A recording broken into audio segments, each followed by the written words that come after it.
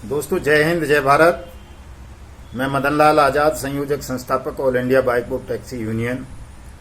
आज दिनांक 3 अगस्त 2021 को आपके समक्ष प्रस्तुत हूँ। Bike bot, hello taxi, Radha Madhav corporation limited, blue fox motion इत्यादि इत्यादि ठगी प्रकरणों के संदर्भ में कुछ विशेष सूचनाएं सब तक पहुंचाने के लिए। दोस्तों, फिर दोबारा से मैं अनुरोध कर लेता हूं आपसे, क्योंकि हमें जनमत तैयार करना है और सरकार की लापरवाही के कारण ये मामला जो ठगी प्रकरण है, चाहे वो हमारा हो या कोई और दूसरा हो, ये मामले अदालत भी इनको गंभीरता से नहीं ले रही हैं। क्योंकि सरकार जब तक रिपोर्ट सबमिट नहीं करेंगी अपनी तरफ से ठगों के खिलाफ, तब तक अदालतें भी पंगु बनी रहती हैं। ये एक सच है अदालती कार्रवाई का। तो इसलिए आपको जनमत बनाना पड़ेगा, और जब जनमत आपके पक्ष में खड़ा हो जाएगा, आप लोग संगठित हो जाएंगे, तो ये सरकार आपके साथ न्याय करेगी, आपकी मेहनत की डूबी हुई रकम को वापस करने का मैकेनिज्म बनाएगी। इसलिए दोस्तों, ये बहुत ज़रूरी है कि आप तमाम लोग, चाहे आप बाइक बोट वाले हों, हेलो टैक्सी वाले हों, राधा माधव वाले हों, कैची पिक्सल वाले हों, ब्लू फॉक्स वाले हों, future maker, science city, PACL, सहारा, आदर्श, लेना देना जितनी भी ठग कंपनियां या ठग सोसाइटीज हैं देश भर में, उन तमाम ठगी पीड़ितों को हमारे ट्विटर हैंडल युगांतर न्यूज़ को फॉलो कर लेना चाहिए। लिंक उसका डिस्क्रिप्शन में होगा। हमारे युगांतर न्यूज़ इस यूट्यूब चैनल को सब्सक्राइब कर लेना चाहिए। हमारे फेसबुक पेज को, जो डिस्कशन ग्रुप बनाया है 20 करोड़ ठगी पीड़ितों का ग्रुप, उसको तमाम लोगों को ज्वाइन कर लेना चाहिए, फॉलो कर लेना चाहिए। तमाम हमने व्हाट्सएप ग्रुप बना रखे हैं भिन्न भिन्न कंपनीज के नाम से, उन तमाम व्हाट्सएप ग्रुप को ज्वाइन कीजिए, चूंकि वहाँ डिस्कशन भी होता है, अपडेशन भी मिलती है और आपकी जागरूकता पर भी लगातार काम किया जाता है। आपके आंदोलन की सफलता के लिए लगातार काम किया जाता है। आप लोग जब तक सोशल मीडिया पर एक्टिव नहीं होंगे, सामूहिक रणनीति नहीं बनाएंगे, संगठन को मजबूत नहीं करेंगे, तब तक ये अंधी बहरी गूंगी लापरवाह सरकार आपकी पीड़ा को, दुख को, दर्द को नहीं सुनेगी और ये आपको लगातार टरकाते रहेंगे। लाखों लोग सुसाइड कर चुके हैं ठगी पीड़ित दोस्तों। अब तक रोजाना 2-4 फांसी के फंदे पर झूल जाते हैं, लेकिन ये बेशर्म और निर्लज्ज सरकार कुछ भी सुनने को तैयार नहीं है। खैर, इन तमाम बातों पर आज रात को 9 बजे मैं लंबा डिस्कशन करूंगा, 1-1.5 घंटा लंबा फेसबुक लाइव होकर के। आप तमाम लोग मदन लाल आजाद फेसबुक ID पर जाकर के वहां फॉलो कर लेंगे या सर्च कर लेंगे, तो मैं वहीं से लाइव होऊंगा आज 1-1.5 घंटे 9 से 10:30 बजे तक लगातार इन तमाम चीज़ों पर आप सबके साथ लंबी चर्चा करूंगा और बताऊंगा कि क्यों और किस वजह से ये मामले टरकाए जा रहे हैं लगातार। तो वहां आपसे चर्चा कर लूंगा। पिछले वीडियोस को आप देख सकते हैं बहुत सारी बातों के लिए। अब मैं आपको सूचनाएं उपलब्ध करा देता हूं दोस्तों। पहली सूचना तो बाइक बोट टैक्सी स्कैम में है कि छत्तीसगढ़ की राजधानी रायपुर की पुलिस ने जो सिविल लाइन थाने में मुकदमा दर्ज किया था 463/19, उसमें रायपुर पुलिस ने आकर के यहाँ गौतम बुद्ध नगर लुक्सर जेल में संजय भाटी वगैरह से पूछताछ की है और वो अब आगे की कार्रवाई करेंगे। प्रोटेक्शन वारंट लेकर के वहाँ से इनको छत्तीसगढ़ रायपुर की जेल बुलाया जाएगा कोर्ट के थ्रू, और छत्तीसगढ़ पुलिस इस पर कार्रवाई करेगी। मध्य प्रदेश का मामला मैं एक बार पहले भी बता चुका था कि मध्य प्रदेश में भी मुकदमा दर्ज हुआ है एक नीमच में, जिसमें मध्य प्रदेश के निवेशकों का हित संरक्षण अधिनियम 2002 लगाया गया है। छत्तीसगढ़ वाले में भी लगवा रहे हैं। जो अखिल बिश्नोई साहब हैं, हमारे फौजी भाई, जिन्होंने ये FIR लॉन्च कराई है, वहाँ उनसे मेरी बात हुई है और आयु साहब से भी वो बात कराएंगे। तो यहाँ भी छत्तीसगढ़ में भी लगवाएंगे इस एक्ट को, इस FIR में, ताकि जल्दी से जल्दी, चूंकि ये 2 स्टेट ऐसे हैं, तीसरा राजस्थान भी बन गया है, वहाँ नियमित जमा योजना पाबंदी कानून 2019 को उन्होंने नोटिफाइड कर लिया है स्टेट लेवल पर और उसके तहत मुकदमे दर्ज करने शुरू कर दिए हैं। तो इन 3 स्टेटों में जो मुकदमे हैं उनमें सब में ये एक्ट लगवा दें ताकि रिकवरी में आसानी हो। चूंकि इन एक्ट्स में DM और SDM को भी रिकवरी करने का अधिकार है और वापसी का अधिकार है आपके पैसे का, तो ये पैसा आपका मिल जाएगा, किसी भी साथी को कोई टेंशन लेने की आवश्यकता नहीं है। दिल्ली हाई कोर्ट में भी रिकवरी का रिट आपकी चल रही है, उसमें 17 सितंबर अगली डेट लगी है। उम्मीद है सुनवाई होगी, नहीं भी होगी तो भी कोई टेंशन लेने की आवश्यकता नहीं है। कभी न कभी सुनवाई होगी, आपका पैसा आपको मैं ब्याज मैं जुर्माने के अवश्य मिलेगा।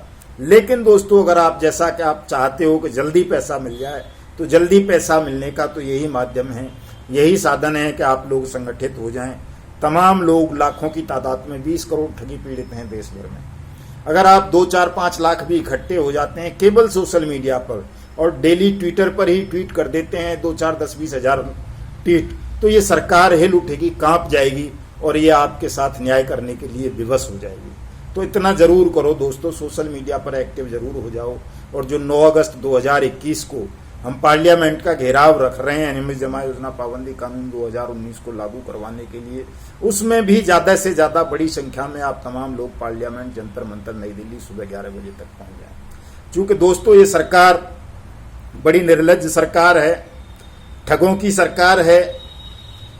हो सकता है 9 अगस्त से पहले पहले ही ऐसी संभावनाएं हैं, आशंकाएं हैं कि ये सरकार पार्लियामेंट सेशन को ही समाप्त कर दे, स्थगित कर दे, ऐसा भी हो सकता है। या 15 अगस्त की आड़ में कुछ और अड़ंगा कर दे। आज प्रधानमंत्री रो रहे थे संसद की अवमानना को लेकर के कि पार्लियामेंट को चलने नहीं दिया जा रहा। विपक्षी सांसद किसान और पेगासस के मामले को लेकर के उन पर पर्चे उछालते हैं। तो दोस्तों, संसद के प्रति हमारे देश के प्रधानमंत्री कितने वफादार हैं, ये तो 2014 में हमने देखा था कि जब वो पहली बार आए थे तो उन्होंने सर झुकाया था संसद की सीढ़ियों पर और उसको चूमा था संसद की सीढ़ियों को। लेकिन 2015 में जो एक्ट लाया गया पार्लियामेंट के अंदर, ये अनियमित जमा योजना पाबंदी कानून, उसे 2019 में उन्होंने पारित किया और आज 2021 चल रहा है और इस कानून के रूल्स को नोटिफाइड हमारे प्रधानमंत्री महोदय ने नहीं कराया है। क्योंकि अगर ये कानून नोटिफाइड होता है, एक कानून के रूल्स नोटिफाइड होते हैं, स्पेशल कोर्ट स्पीडी ट्रायल की व्यवस्था होती है, तो उससे देश के 20 करोड़ ठगी पीड़ितों को राहत मिलती है, उनकी मेहनत की कमाई 180 वर्किंग डेज में वापस होती है। लेकिन हमारे प्रधानमंत्री केवल ढोंग करते हैं, नाटक करते हैं, कभी पार्लियामेंट पर सजदा करते हैं, कभी सुप्रीम कोर्ट का सम्मान करने की बात करते हैं, लेकिन न उनके मन में पार्लियामेंट के प्रति कोई सम्मान है, न सुप्रीम कोर्ट के प्रति सम्मान है। केवल ये नेतागण पार्लियामेंट को, सुप्रीम कोर्ट को और अन्य एजेंसीज को अपने निजी स्वार्थों के लिए, वोट के लिए उनका दुरुपयोग करती हैं, इस्तेमाल करती हैं, ढोंग करती हैं उनके सम्मान का। सुप्रीम कोर्ट का कितना सम्मान हमारी सरकार कर रही है, आप देख रहे हैं। PACL, सहारा स्कैम, दोनों मामलों में सुप्रीम कोर्ट के आदेश को आए हुए 5-5, 7-7 साल हो गए। 6 महीने में पैसा मैं ब्याज के वापस करना था निवेशकों का। करोड़ों निवेशक हैं, 4 करोड़ सहारा के, 6.5 करोड़ PACL के, 10.5 करोड़ निवेशकों का एक फूटी कौड़ी आज तक वापस नहीं की। जब 5 साल PACL मैटर में फैसला आए हुए हो गए सुप्रीम कोर्ट का और 7-8 साल सहारा स्कैम में हो गए। तो सुप्रीम कोर्ट का भी ये कितना सम्मान कर रहे हैं, ये आप तमाम लोगों को देख लेना चाहिए, समझ लेना चाहिए।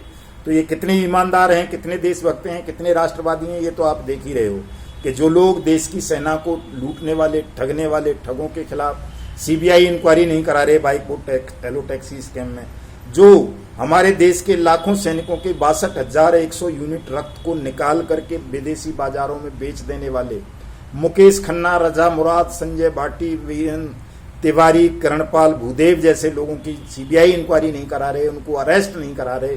तो ये लोग देश के प्रति, देश की सेना के प्रति कितने वफादार होंगे, ईमानदार होंगे, राष्ट्रवादी होंगे, ये भी आप तमाम लोग देख पा रहे हैं ठीक से। अगर सच्चे मन से हृदय पे हाथ रख के सोचोगे तो सबको पता चल जाएगा, खुली आंखों से, नंगी आंखों से दिख जाएगा कि ये तमाम लोग, चाहे वो पक्ष के लोग हों, विपक्ष के लोग हों, ये सब गद्दार हैं देश के प्रति, आपके प्रति।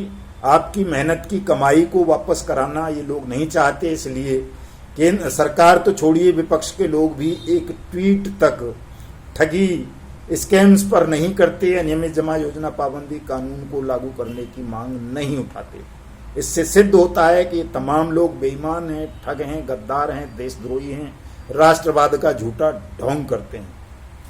दोस्तों, एक चीज और मैं आपको बताने जा रहा हूं कि कल ये जो हमारे एडिशनल SP साहब थे, राम सुरेश यादव साहब, बड़े ईमानदार आदमी थे, राष्ट्रपति पदक मिला था पिछले ही उस पर उनको 26 जनवरी को, जो EOW को ऑफिशिएट कर रहे थे मेरठ रेंज को, और बहुत सारे ठगों को उन्होंने ही अरेस्ट किया, कुर्कियां भी कराई, बहुत सारी प्रॉपर्टी भी जब्त कराई।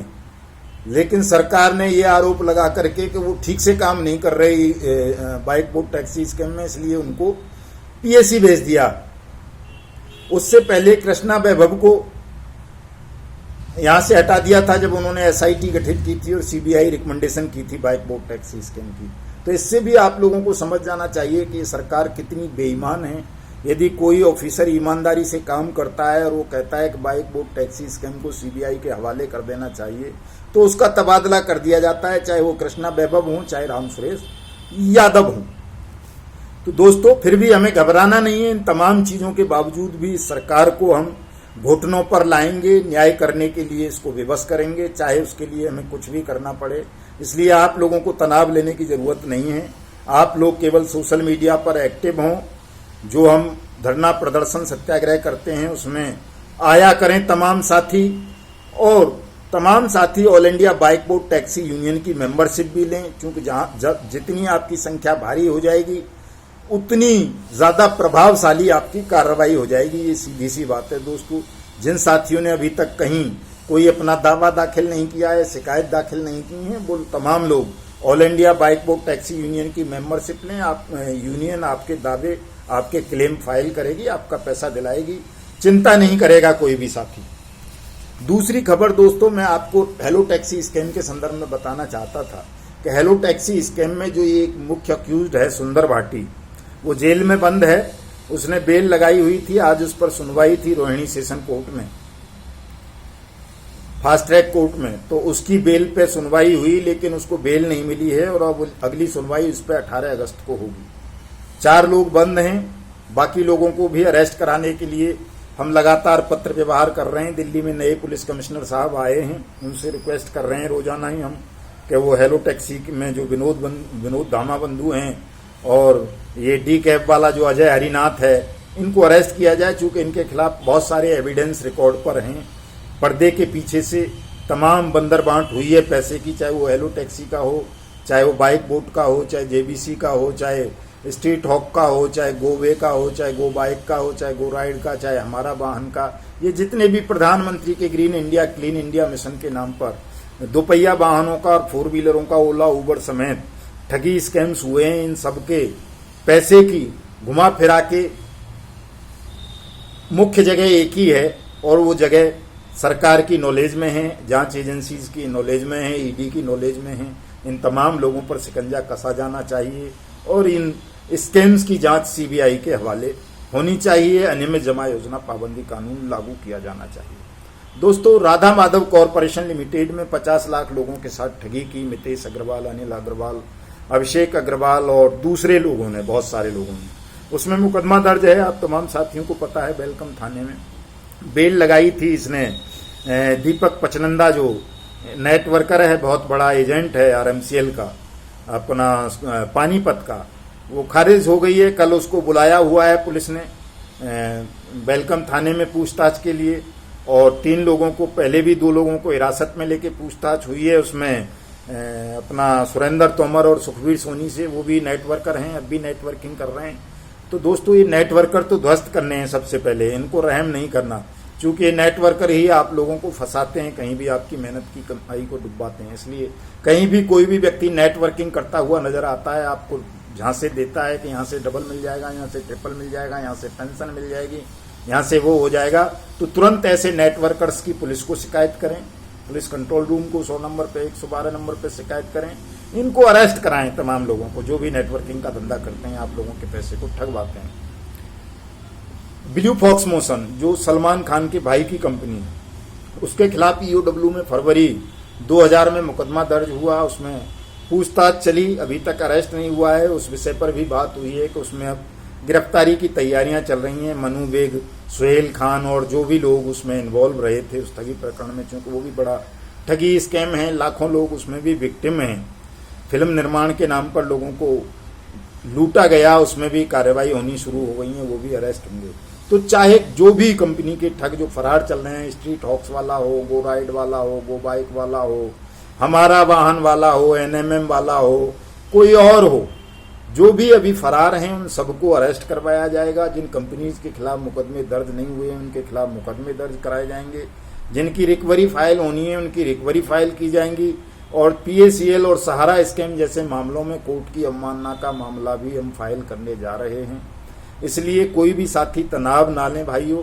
और ये जो पर्सनल इंफॉर्मेशन आप लेते हैं, बहुत सारे लोग हैं, चूंकि 20 करोड़ लोगों में से सैकड़ों लोग रोज फोन कर देते हैं। पर्सनल इंफॉर्मेशन के लिए फोन ना करें। उसके लिए आप इस यूट्यूब चैनल युगांतर न्यूज को सब्सक्राइब कर लें, युगांतर न्यूज ट्विटर हैंडल को फॉलो कर लें, हमारे फेसबुक आईडी को कर लें, फेसबुक डिस्कशन ग्रुप को कर लें। स्टेटस पे लगाता हूं मैं डेली अपडेट्स, उस पर देख लिया करें मेरा नंबर सेव करके। व्हाट्सएप नंबर जो 7827581213 वाला है उसको तमाम लोग अपने अपने मोबाइल में सेव कर लें। मैं अपने स्टेटस पर भी डेली की अपडेट देता हूं। अगर कोई अपडेट आती है तो पर्सनल पे बहुत ज़्यादा लोग फ़ोन ना किया करें, ना मुझे मैसेज डाला करें, मैं देख नहीं पाता इतने सारे मैसेज। ठीक है साथियों, बाकी की सूचना रात को मैं फेसबुक लाइव पर होकर के देता हूं। आज फेसबुक लाइव पर तमाम साथी जुड़े। जय हिंद, जय भारत।